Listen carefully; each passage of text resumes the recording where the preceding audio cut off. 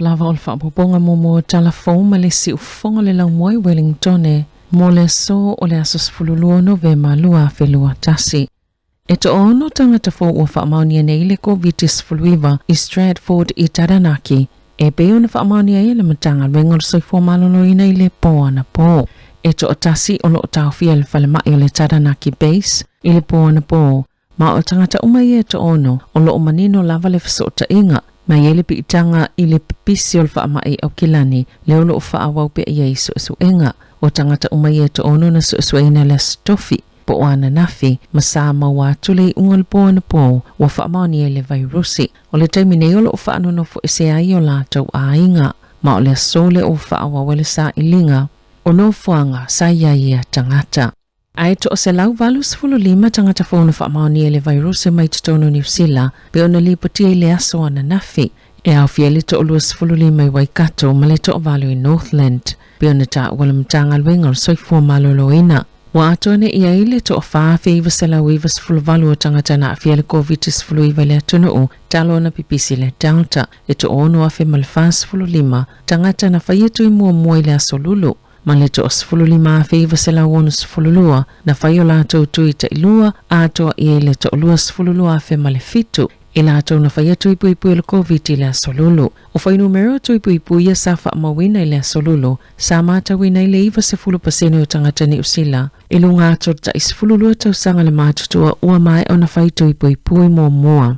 Ma le valus fulu pasene ua mai a ato atoa o la tu ipu o le whaamai. O le tangata le na maliwi au kilani ua whaapopo ina le asoa na nafil fai numero tangata mali liu ile COVID-19 fuluiva. O le maliu o le tangata o lo faya ia isu enga leo mai leo ia isi whaamtalangan soifua maloloina o faya ia ile taiminei.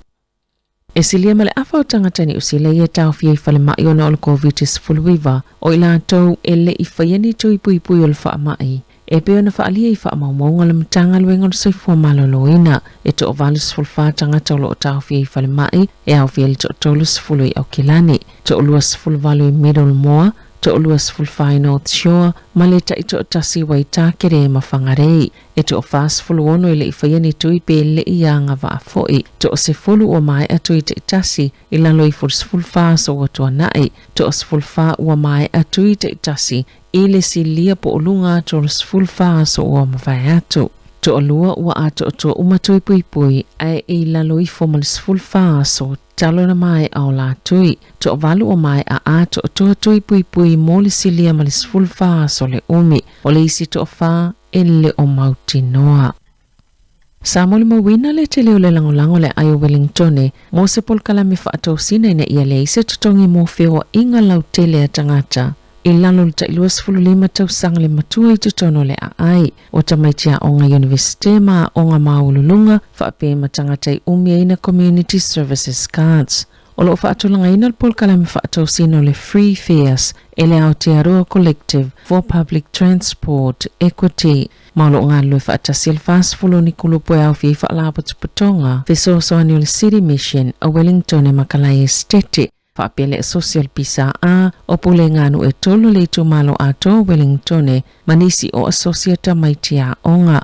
O lo o fia ia la tau mata upu auto le whaititia pole ave se o ta vale mai lungo au wala titele. O se tūlanga le leilea mo tau langa ma ai e silia maltolu a Felima se lau. Ni saini ua i tutono se talo sanga tustosia na tau au ina atul minister whela ua Inga Michael Wood ili tai awana nafi. Malo talo sanga ina ili whaatupenga ato atua le whainga malo tele o pasese i feo inga lau tele le paketi o le lua whelua lua.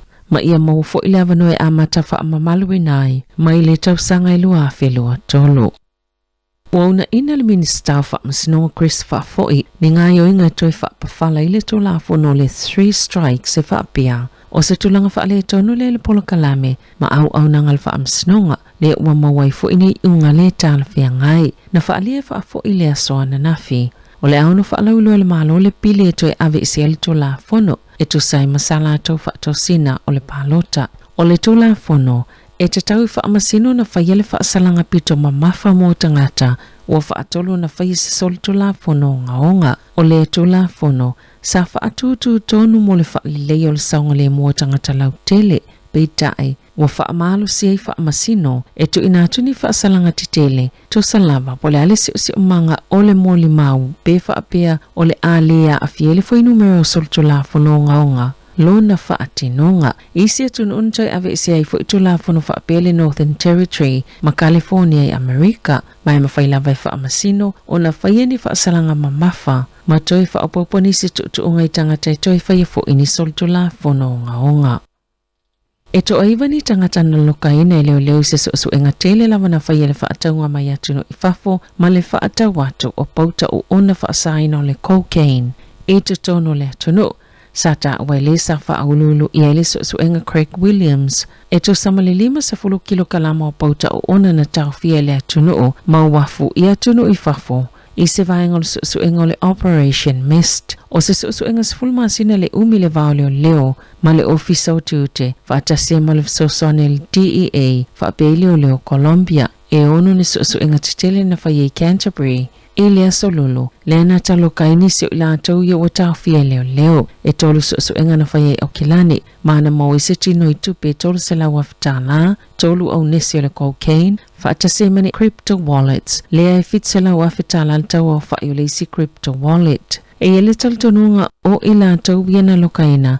Saula tau whewhau ia i fo ini tupeni whainga palapala e tu salia maleono sala wafitala. O ila tau ia walokaina e au fini tangata Colombia e to ono male Argentina e to tasi. E ele taltonunga e fo ini sala tau lokaina i lea lava mata upo. Peona ta leo su e olo ta iulo i lea ngā luenga.